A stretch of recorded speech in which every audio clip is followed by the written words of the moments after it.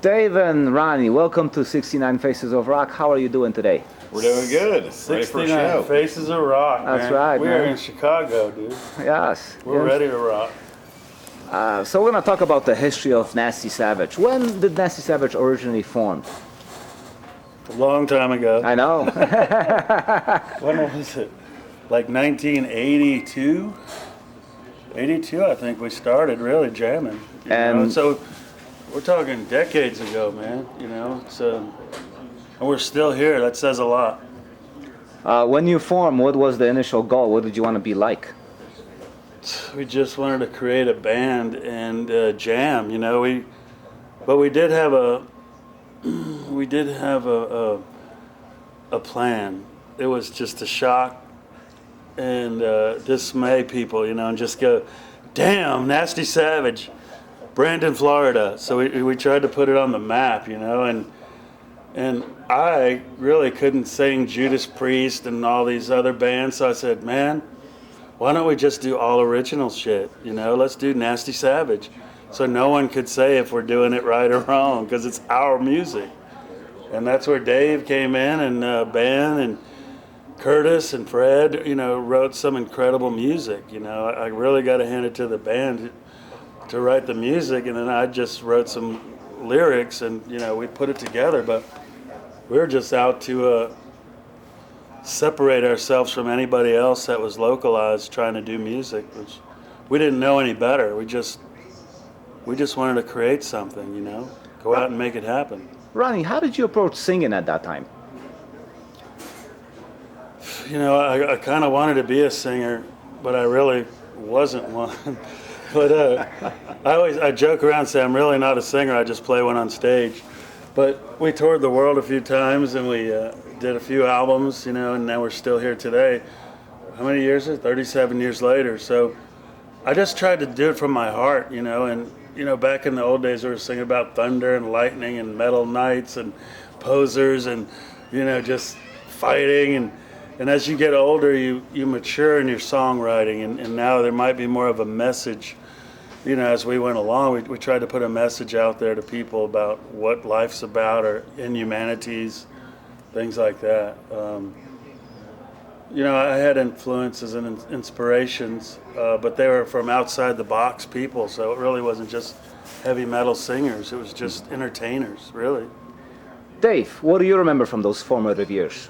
Yeah, before I actually joined Nasty Savage, I was in a couple of local bands before that, and I actually saw these guys. That was back in the day when Craig Huffman was on drums, and Fred and Ben and Ron, and it was a four-piece at the time, and they had saw me in another band called Gangster at the time, which we were doing some originals, and we were doing a lot of covers, Black Sabbath and Tigers of Pantang, you know, just the kind of the typical stuff that a lot of people were doing right at that time period. And they asked me to to jam with them, and it just clicked just like that. You know, it was just, you know, we just fit well together. So we made it a 5-piece, and Curtis Beeson actually joined the same week I did, which was in early '83. Because the very first show that we did was at a cow pasture, you know, in the middle of a field, and I think March of 1983. And I think I knew myself before I ever joined Nasty Savage that I was going to be in a band that that wrote and recorded music, and I knew this is what I wanted to do, you know, for sure, you know.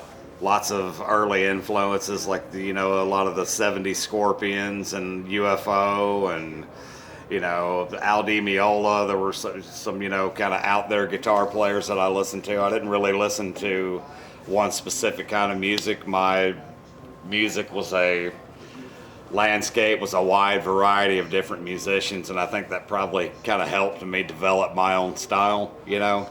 And that was really my goal, especially when we started writing music for the demo and the first album. You know, my goal was to, not to really try to play like Yngwie Malmsteen or anybody like that. It was to try to create a memorable segment of a solo in a particular, in a particular 5 minutes, of music. And I thought me and Ben did well, back and forth and creating, some really interesting guitar harmonies. And Fred was a great songwriter. And just the way that we pieced it together, we just really developed an original style that really nobody followed. There was really the bands that were watching us play live when they were 15 and 16, all those guys in Deicide and Morbid Angel, Obituary, Brutality, the list goes on. They all developed their own style, but I think we inspired them to join a band, and play. So I think that was the beginning stages right there.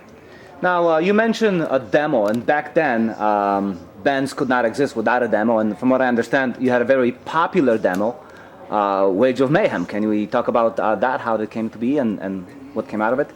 Well, going back to the beginning of Nasty Savage, is like, they said, hey man, this band wants a singer. So I was like, wow. Then my friend said, you got to try out, I know these guys. So I was with my wife at the time, Debbie, and I said, Deb, pull over, I'm going to try out for this band. And I went in this house, and it was Ben, Fred, and Craig Huffman on drums. So all I knew was like one Iron Maiden song. And I sang it like 2 times, 3 times, and I left. And they said, all right, we'll get in touch with you. Like a week went by, or 2 weeks, I never heard back from the guys. So I was at a keg party, and I saw the guys. I said, hey man, I go, do you guys want me to be your singer or not? And they go, yeah, we do. I said, I'll be over Monday with a game plan. And I went in the house that day, and there was all these people partying and hanging out in the jam house. I said, everybody out except the band. They're like, who's this guy? I said, everybody out except the band. And they left. I said, sit down. I said, this is the band is Nasty Savage. I'm going to be Nasty Ronnie, the wildest singer ever. I said, we're going to put our money together. We're going to make a demo tape called Wage of Mayhem. We're going to save our money. And within 1 year, we're going to be signed to a label. We're going to be getting fan mail from all over the world. And we're going to be touring, doing concerts. I go, is everybody in? And they said, hell yeah. And that's when we started doing this. Then we saw David, we saw Curtis. We put the band together, the real band together. And David came on board. He had a couple, the Morgue, Vigilante was another one. And we just knew it. We had something going. And that's really what started the demo tape. We had a plan to do a demo. And we did it in the studio called Progressive Music Studio. And we did 4 songs because we thought 4 songs is enough that a record company could hear it, but it's also enough that in commerce we could sell and produce it and give some value. And we just started marketing the hell out of it, licking stamps and just sending them out to every fanzine, every radio station. It was a great movement at the time, man. It was underground radio in every college, and the DJs were just dying for music, but they were supporting metal. And we knew that was our ticket to get it to those DJs, get it to those people with the media. And we'd supply them what they needed. We'd get great photography, we'd send the pictures, demo tapes, press release. I'm a producer. If someone sends me that stuff, it's easy for me to plug it into my media. So we made it easy for them, which in turn helped them help us. And soon we did a demo tape tour of Texas. We went to San Antonio, Houston, and Austin because of KISS Radio and the Doom Society over there at KPFT in Houston actually got us to go on a demo tape tour. And once we did that, man, it showed that we're not just Florida, It showed that metal people dig it. And we were taking the stage and we were causing mayhem, and people dug it, man. And that's what the demo tape was all about. So basically, you became Nasty Ronnie the moment you joined the band. It was just a concept I came up with in my sleep. I said, I was always into pro wrestling and like Elvis and just different stuff, and I'm like, hell, heavy metal, Priest, and the guys just made this music that made me want to just do more, it's hypnotic, it's the power of the music is really what it's all about, and we just tried to work together as a team and a unit in music. And Fred, he was out there, man, with his writing and mixed with Dave's writing and Ben's. Everybody brought something to the table. And then Curtis was just amazing on the drums. We just really took care of business, you know. And that's really what we did is we tried to take care of business. We practiced. When we got our record deal, when we went into the studio, we were ready. We didn't go in there to party. We didn't go in there to mess around. We really went in there to take care of business. And we've always tried to we always got home alive and safe. We took care of business all the time. And that's one thing I'm really proud of, because we want to give value to the people we work with, but we want to take care of each other. And it's very important to take care of business. According to the plan that you mentioned before, you were supposed to be signed within a year. Did that happen? It did. Okay, so can you maybe show the first album and grab that, Dave? Yep. Which one is that? Yeah. The very first one right here, right? Here's the debut of Nasty Savage on Metal Blade Records. How did Metal Blade come about? Well, it was funny because I had a day job and I was working my day job, and at the same time we were selling demo tapes, because every time we sent tapes out and to these media and the fanzines and the magazines all over the world, the orders would come flying in.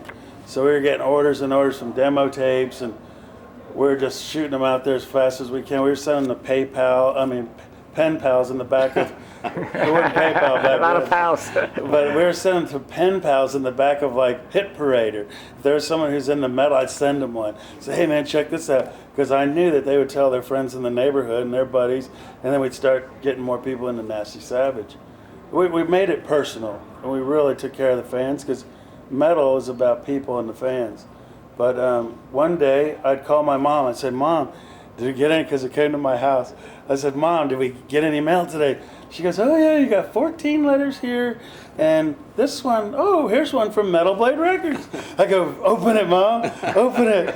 And it said, she read the letter, and it said, we want to put you on Metal Massacre 6. She goes, we've been hearing a lot about you, especially from Kiss Radio in Texas, and other people have been telling us we really need to look at and sign this band. So we want to offer you Metal Massacre 6, one of your songs, off your demo, and then we want to give you a follow-up, a whole album. I was like, oh my God, read it again.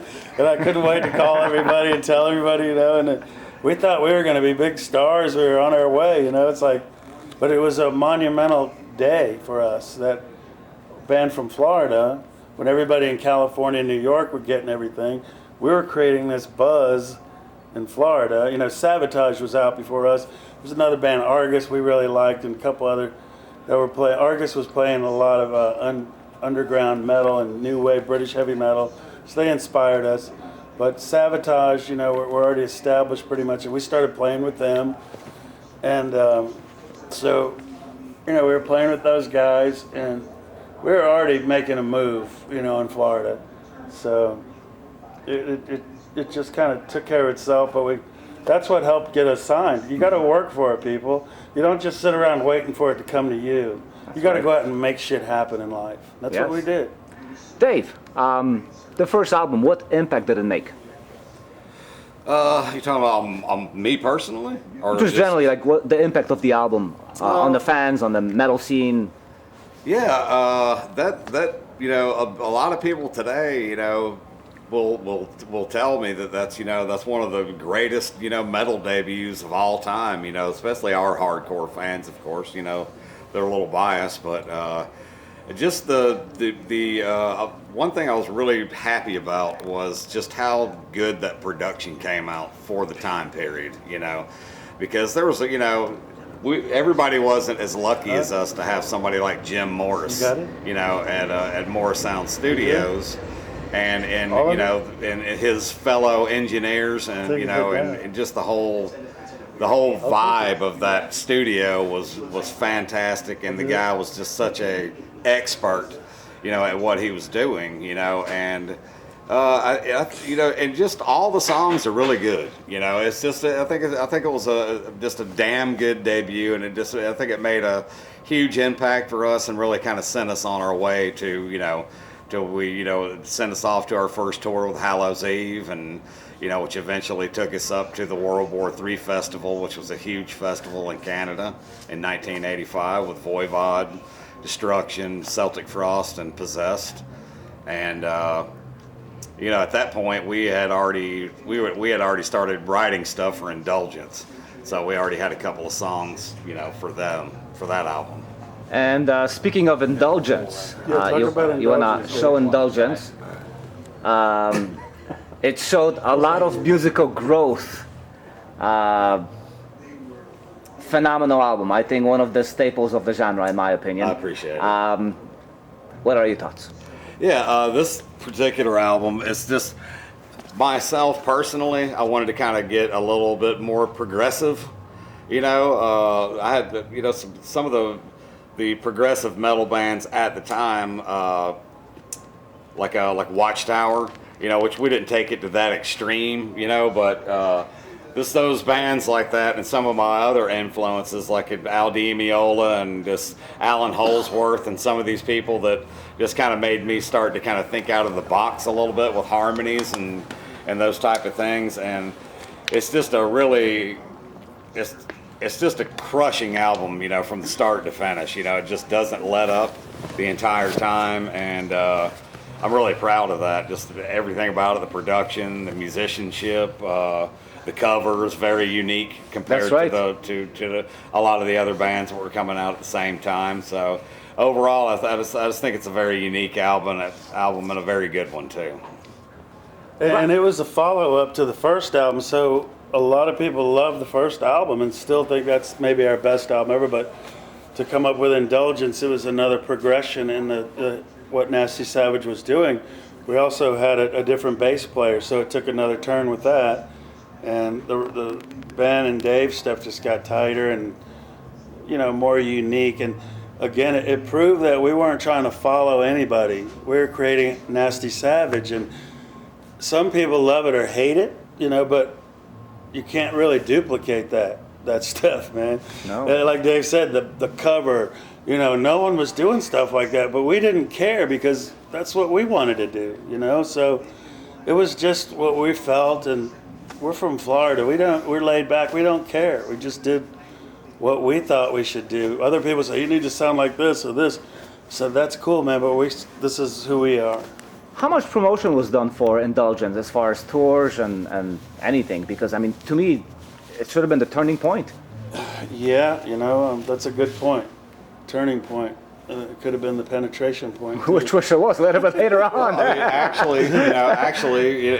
There was a turning point because that album basically took us to our first European tour. Mm-hmm. So with Exhumer and Atomcraft, so that was that was the album that we were touring on.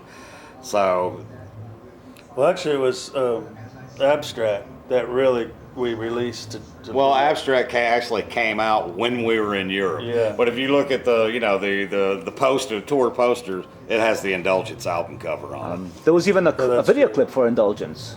Yeah, we did a video at a amusement park in Florida because they were looking for a band to use in this. It was like one of their rides where you go in and you go into a TV set and they change the channel, and they needed a rock band like MTV, mm-hmm. and they said, "Hey, we know Nasty Savage. See if they'll do it. If they'll do that, we'll produce a video for them." And then we said, "Okay." So we went and got a free video done, and unfortunately, that's really the only one we ever made. But yeah, that's how that came across. So Indulgence was pretty cool. It's kind of weird mixed, but hell, it's still cool. It's definitely out there. How did things progress from Indulgence to Abstract Reality, which I'm about to give you right now? Another beautiful cover, right? Well, Abstract Reality had a different bass player again. Another slab of vinyl with another bass player in his own right. Was a great man. Was a great, and rest in peace, Chris Morehouse. And Dezo from Indulgence went on to be like, what did he do? A scientist? A professor. So he was out there, man. And he was, each time we had a different slice that added to a little bit of what we were doing. And it kept us all sharp on creating a relationship with another band member but getting the most out of everybody to produce and show up and take care of business. So this came about because we said, hell, why don't we just put out an EP so we don't have to do a whole album. We get something out there while we work on our next album. And that was the concept of that. So, you know, Abstract Reality, Aromantic Vertigo, Unchained Angel we got from the demo. And then You Snooze, You Lose, you know, 4 powerful songs that came out with Abstract Reality with this cover. So it's another Vandekar cover, another bass player, and it's another part of our history is the EP of Abstract Reality. Anything else to say about that? Musically, I think it's great. You know, it's just you know, songs like Abstract Reality and you just all 4 of them. Aromantic Vertigo, I thought Ronnie just really shined on that song right there as a vocalist. You know, it's just he put really a unique style on that song. It was just kind of. It was just another. It's another, you know, Nasty Savage experience that sounds like Nasty Savage. It just doesn't sound like anybody else, you know. And I've always prided myself on that, you know. I'm not worried about what, you know, so and so's doing in another state or whatever. Let's keep focusing on what we're doing, you know. And Ben, with, you know, the song You Snooze You Lose. I mean, I think probably 17 different changes and, you know, tempo changes and parts in that song, which we'll be playing tonight, by the way. And it just makes it interesting as a musician to play that stuff. You're always having to focus, and when you're focusing that hard on something and really trying to perfect it, all it does is just make you a better musician and a better musician moving forward to whatever the next project is that you're going to work on. So I love that EP. It's almost my favorite thing that we've done. It's just something about it. I just really like it. Now, this also proved to be a last release on Metal Blade. How come you did not continue that relationship? Well, you said it, like a relationship, sometimes they just don't last. And unfortunately, it didn't last. And, you know, we never really had the solid management that we really needed to, you know, we're young. We're here today doing it, and God bless that we're here, and thank you for having us. And it's great to still be doing Nasty Savage, but you can't change the past. So all we have now is the future. And, you know, what happened. We didn't stay on Metal Blade. We went to, what was that? Rotten, I think. Rotten Records, the one with the apple that was rotten. And we went with that. But, you know, we had a great time with that because with this album, with the picture there from Rio de Janeiro in the back. And the horrible cover. The welcome wagon. And this is a different cover. This isn't the carrot. This is the different one. Yeah. But it's still cool, you know, whatever. It is what it is. I don't know, but this was on a different label. This was the reissue. It is. Yeah. So Penetration Point, the original one, was on Rotten Records. This isn't Rotten Records, but it's the same music. So this stuff, for me being the singer, they would say, here, we got another song for you. And I'm like, oh my God, man, I got to sing to this? And it was almost like they were like trying me to say, see what you can do with this, haha. That's how I thought, because it was so twisted. But at the same time, I was like going, oh my God. And I'd have all these song titles, and I'd listen to that, and I go, that's going to be that one. And then I'd write to that one. You know, and so it was a challenge of songwriting to get more mature, to get more complex, or just to try new things and not be the same old. And, you know, at the same time, what we were also doing with these releases was inspiring others. That's why bands like Dave said, Obituary, Deicide, Morbid Angel, Chuck from Death, and I'm sure I'm missing a bunch of them, but, you know, that really were inspired by us because they saw the hard work we put in. They saw the technical aspect of the music, because whatever it was kind of mesmerizing to a lot of people, and they were like, wow, it was impactful. And then when they got to see us live, they were like, damn, it's like the whole package. When you leave, we left probably images in their brains, you know, and that's what the music did. And that's why such a strong front came out of Florida, I believe, because of bands like us and there's bands like Sabotage and others. But we were in the trenches, man. Sabotage did more national. We stayed around town a lot, and we inspired a lot. So it's good when your music can stand the test of time and inspire others to create and be successful. And we respect all those guys because they show us respect, and that's the ultimate thing. We might not have made it big and got the big contract and all that, but I think we served a purpose of the music that we delivered, and it's still around today because of that. Yeah, And who knows what the future will bring. that's right. We might have some breaking news here next week. I hope so.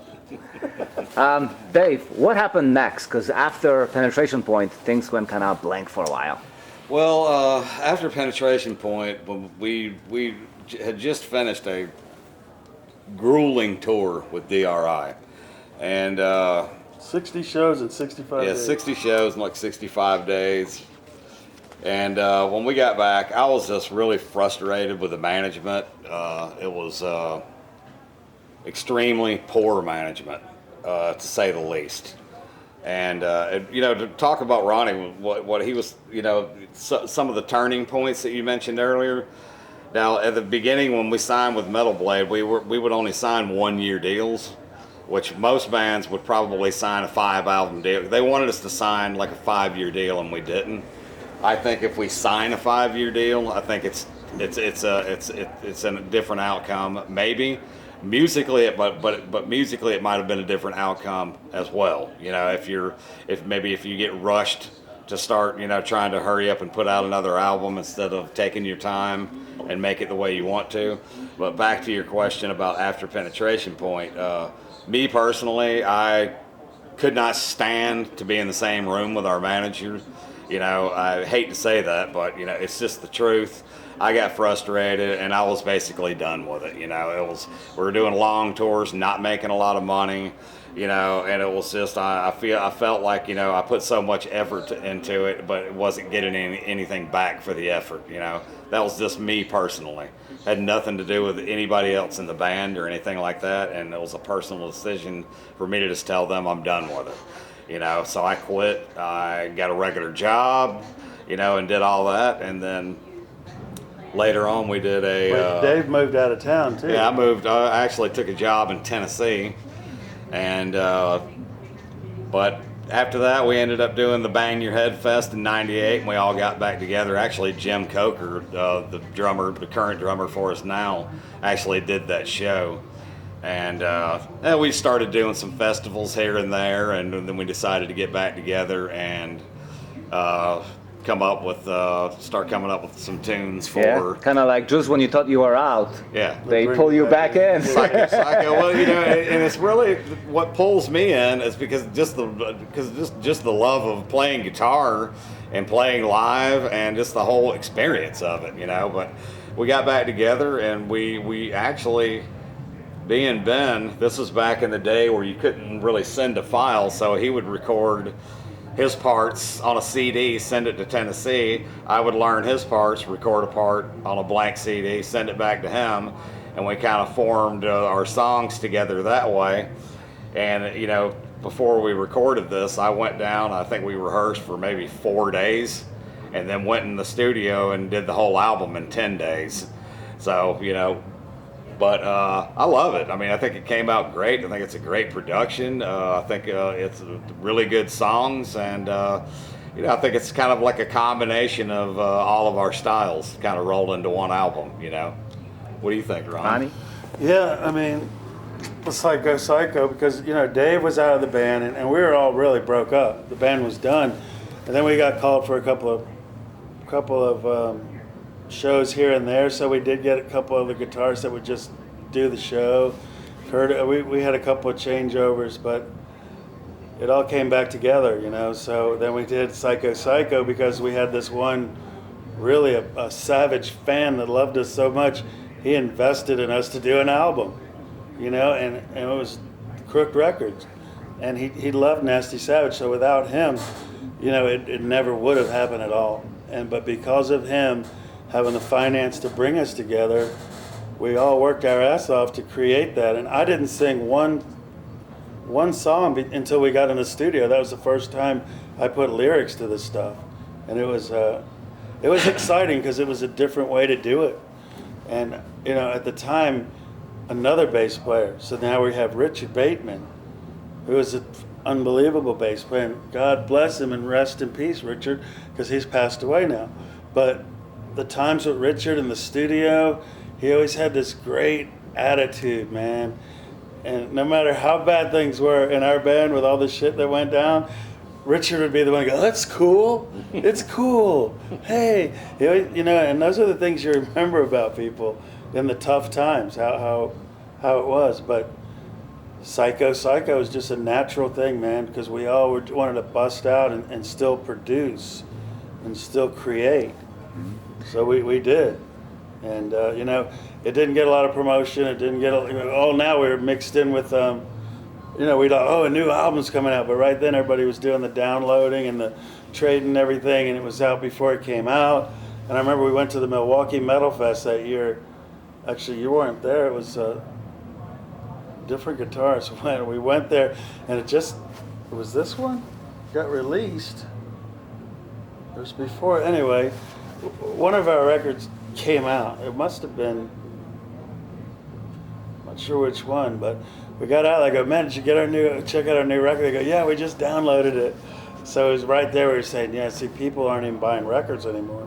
It just got real hard, and I think that one really got lost in the shuffle, because at the same time, 100 records came out that week, or downloads, and they were getting social media, and I think it's still out there, and we're talking about maybe even re-releasing that again. Are you basically in charge of your catalog at this point? We're trying to figure that out. Yeah. We are in several, yeah, but there's a few of the Metal Blade issues that we can't seem to get the contract so we can really see for sure. And it's trying to like a hostage to take over thing, but they're communicating but really not communicating. We really need to get those guys. But anyway, we do own the Penetration Point and the Psycho. But the issue is our first album, Indulgence, and Abstract. But we might write new music. Actually, we have new music, right, Dave? Yeah, Dave. Yeah, we have this latest reunion, like, how did this come about, and what's the plan? Well, we've had plans, and then we've had setbacks, and COVID didn't help things out. But it's just today, right now, it's because it's not, in 1985, it was our job to create music and record, right? So in 2022, we work, we're busy, we have, my son graduates high school next week. It's like it's not the want to is there, it's the when to is when you have time, So we do have 3 new songs right now that we've been working on them for a while, and then then we get sidetracked, or some of it's my fault, just how much I work, but I can tell you right now, this lineup that we have right now with Scott Carina and Pete Sykes and Jim Coker, hands down definitely as good as the original lineup that we have. That's how we're tight. We get along. We're having fun. And we're trying. It's not something that we don't want to do, but it's just a matter of having the time to do it. Well, can't wait to make that happen. I know. Like I said. Ronnie, one thing which people need to understand about Nasty Savage is your live presentation. And if you did not witness it, you only know 50% of this band. Talk about this. Well, it's just, like I said, I just want to perform, and shock people, or just dismay, or just burn images in people's brains. When you have the stage, it's a stage. It's meant to perform, and performance is very important to me. we're only here for a short time, but you're only on stage for even a shorter time. So with the music, the music, it just kind of gets in my system enough to just take a trip, because I have to release what's inside of me. Can you dig that? I have to release it, and it's a great time to do it when you're on stage. Like tonight, tonight we're gonna. No, it's like when you're on stage, and tonight people are gonna see it, because it just has to be. Even at 60 years old, still creating the mayhem like I was 21. So it's just whatever happens. But when you have the stage, you know, like in the old days, there might be Johnny Cash, Elvis, Little Richard, Jerry Lee Lewis. They'd be on this little tour together, and they would share that stage. Jerry Lee Lewis would get off, burn his piano, and tell Little Richard, top that. Well, that's what we do. When we leave the stage, we're saying, top that. I mean, your music, whatever you do, you have the stage, perform. And we put on a show, but you can't forget about the music, because without the music, that shit wouldn't happen. So it's just something I do, man. It's a mix between pro wrestling meets Jim Morrison meets Slayer meets Alice Cooper, whatever, in my mind, and everything I see on TV and the news and the world of ups and downs of mankind. We got to make a difference too. So as I've matured as a performer, I try to get some messages out there to people to relate, to make sure we're still having fun and we're here for a reason, and we're sharing that passion, because we're only here for a short time, and the presentation is only here for a short time. So it is what it is, man. Then the TV sets come out, and I've always done that. You know, it's like a bullfighter. They mess with that bull, like shoo this and shoo that. At the end, what do? They destroy it. Yeah. They just take care of business, and they take care of the bull. I kind of do it with TV sets. It could be something that television was always a tool, and it could give you propaganda from the top or bottom or inside or outside, and maybe it's a way of going against reality in an abstract way, like abstract reality. It's like dealing with, get your frustrations out with me, people. Go home and say, wow, I just want to entertain, and that's what I do. Outstanding. Question for both of you. Finally, what would you say was the best moment in Nasty Savage's long career? For me, I mean, there's several, but I'd say probably one of the biggest highlights was a combination of two shows, the World War III Festival. I'll never forget that. It was just an incredible crowd, just the bands that we played with, the experience, and with these guys, this current lineup, we went to Santiago, Chile a few years ago, and that was just a great experience. Those fans were just so dedicated, and just that dedication and the memories that they have of our band from years ago, and they're so happy to see us, and it just makes their night, to be able to see us live and everything, to meet us in person, just special to me. And that's what makes me that's one of the reasons why I still do this, is just basically for the fans. If I was in it for the money, I wouldn't be sitting here right now. So Ronnie, your favorite moment? That's a great question, because it's like children, you love them all, you love them equally. And there's so many great moments, and just great moments when you have a band and you have, your friends, but your business partners, and you're producing, and you hear the response, or you draw the people and the challenges. It's all good. But the very best one that I could think of, the best, it's tonight, because that's where we're at. We have that stage tonight. So what we did in the past has been great. It's the future. It's every show that we're about to do with this band, and the moment we're sharing, because we're sharing precious moments. We're sharing them, and you don't know how long you have left. So you want to make the most of it. So my best moments are coming. They're coming. Thank you.